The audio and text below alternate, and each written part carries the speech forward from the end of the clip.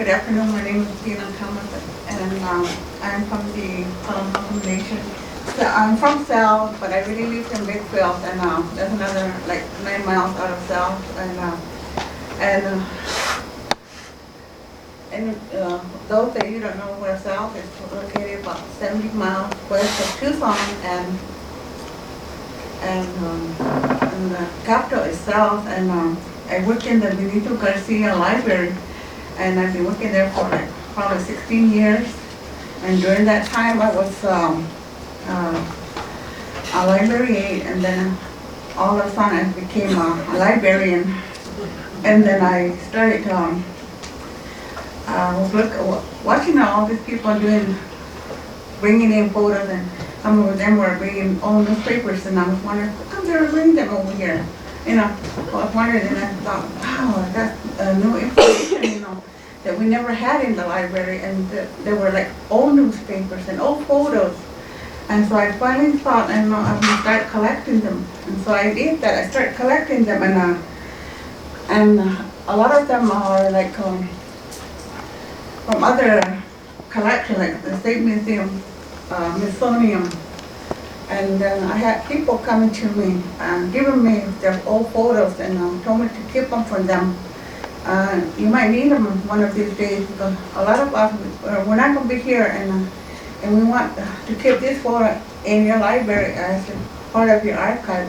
And that's when I started my archive, and I've been getting photos from people from my villages, from different villages. We have 11 districts on the Tohono O'odham Nation, and so I've been doing that for a long time, and I just love doing it, but I haven't really.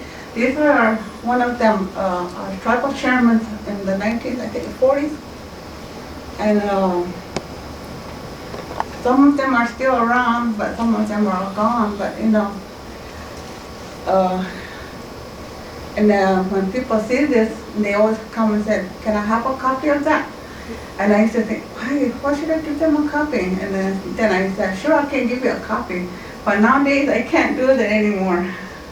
And one of the ladies here, too, she's making a birding basket that we used to use a lot. And nowadays, nobody does that anymore. And so,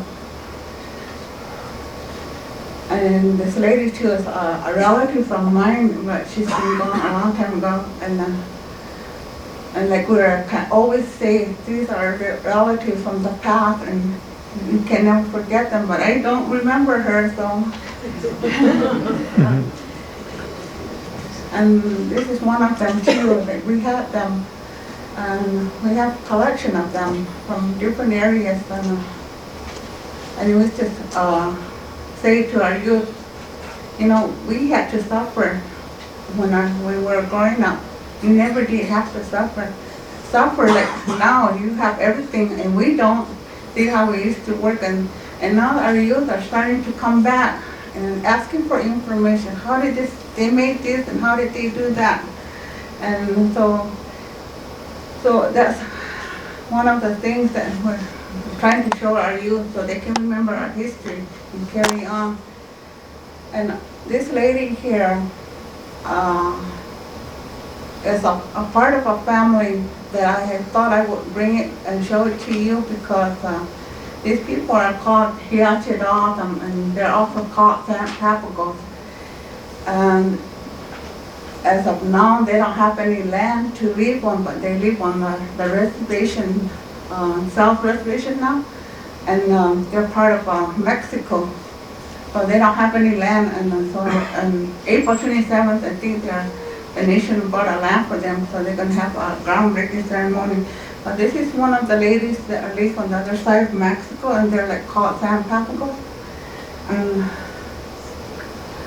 And these are some of her sisters, from what the family had told me, they're sisters all together. And they had lived in Mexico, and I don't know their names, but it's one of the old photos that we had, and that's why you see all those lines like that. It's real old. And then these are the other part of the family. And in fact, there's a family in Alcoa they call Child, and this person right here, I guess he was married to one of the family, and now they still have a family in Alcoa. And it's a big family, and a lot of the family, this is the how I got these photos from my family, because they went and they wanted to give it to me. And these are the other members of the family. I still don't know their names either, because like I said, they just give them to me, and they don't even like give them.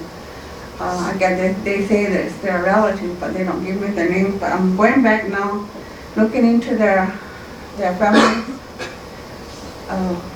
Family history and asking them who they are, and I wanted to find out if I can put their names on there and date it. But also it's a real old photo, as you can see all those lines on there. And then this is the grandmother the daughter to the first lady that I showed you. That's the lady that she was the baby that was the lady was holding. This is her right now. And she's 91 years old now, and she's still living in Alcoa. And she gave me this photo, and the family is real proud of her. And she said that she had told a lot of history about their family, how they had to suffer living in Mexico, and they're coming to the United States, and still they had to cross to the border and back. And I forgot to mention that we're right on the borderline. And so they go back and forth, and now all their families are all spread out. But this is one of the families that I've been getting close contact with them, and I've been doing a lot of photos with them, and I'm still getting a lot of photos with them from the other history. But this is what the family anyway. But another thing I would like to say that too, that when we have my photos, that I started out my photos, I found that a lot of the people that come and they wanted to use my photos for like a book or doing a display out somewhere. I used to let them use them, but then it got to the point where I couldn't do that anymore, because some of those photos don't belong to me, and it was just given to me, and I would like to have permission from them before I could use them. And just like the State Museum, they have a lot of photos that I borrowed from them, and they made copies for me. And I know Helga Tigger, she did a lot of photos on Tohono O'odham people. And I also wanted to meet her, and I finally had to meet her. And I thank her for taking all those pictures. You know, if it wasn't for her, we wouldn't have any of those photos, but she was one of them that did a lot of photos. But like I said, that's what I've been doing a lot.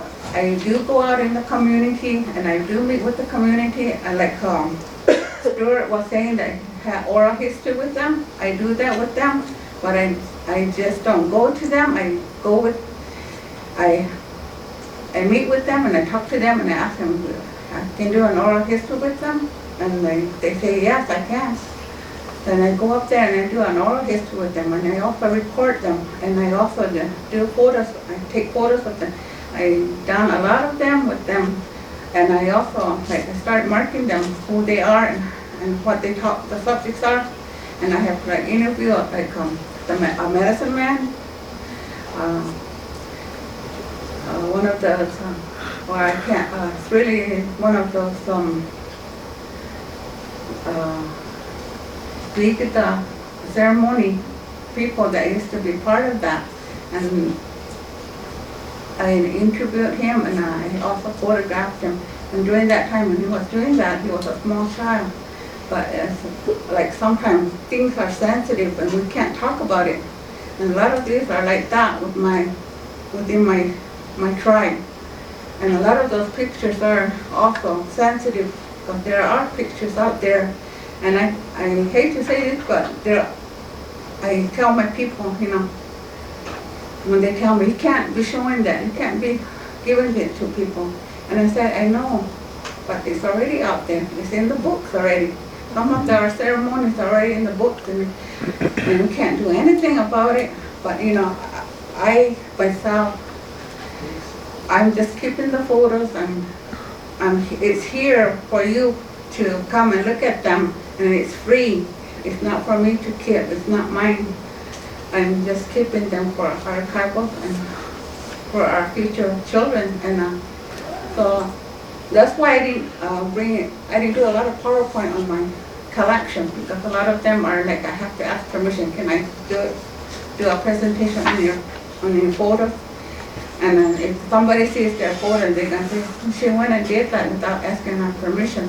Right now, our tribe is really getting to where they're getting to be not let people take photos or not take photos and use it for something else, because a lot of our photos are here for our purpose, for our youth. And but I enjoyed it, and anybody's welcome to come to my library in South and look at these photos. But like I said, they're not allowed to take it or take a duplicate. But I do let my native people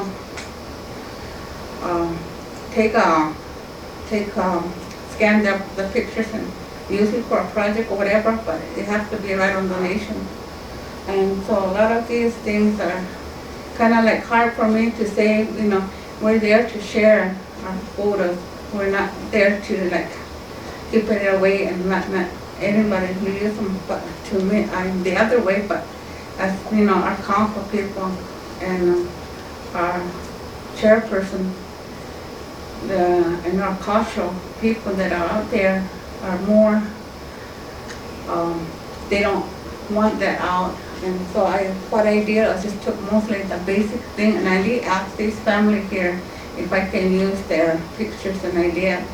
And I did use the tribal members, the ones that just saw the tribal members.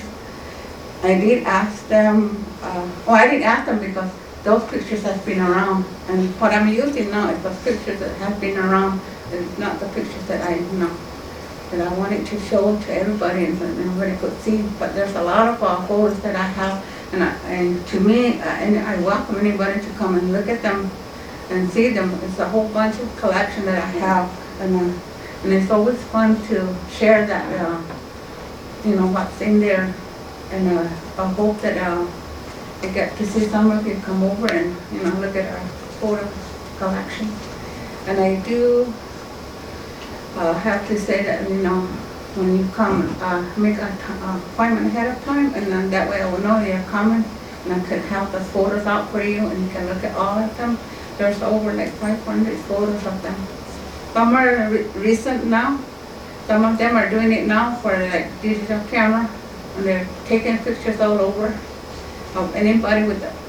But the good thing is to first ask before you go and take pictures of anybody up on the nation.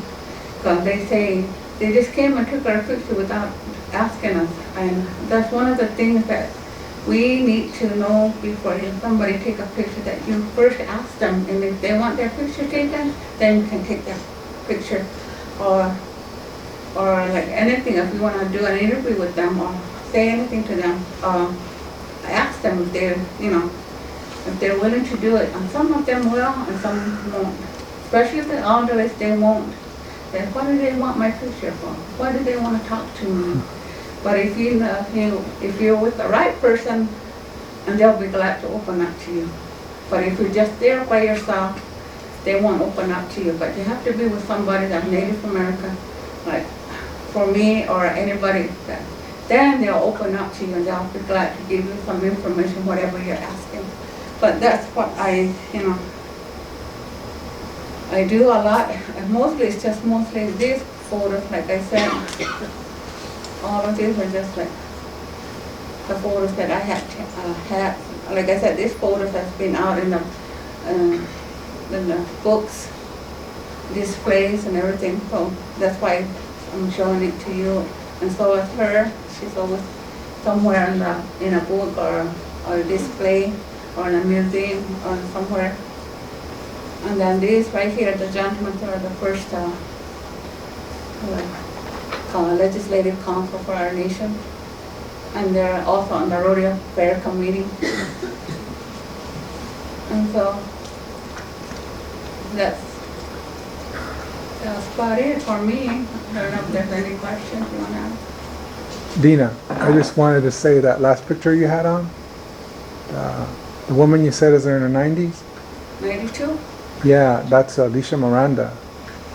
Alicia Neblina. She was married to my grandmother's brother. See, that's how I find out things. And she knows a lot of things. She's got a real sharp memory. I went to her birthday party last year in Ajo. Yeah. So she's got a real sharp mind. Yeah. Real, she knows a lot of In fact, things. I did oral recording on her and her family.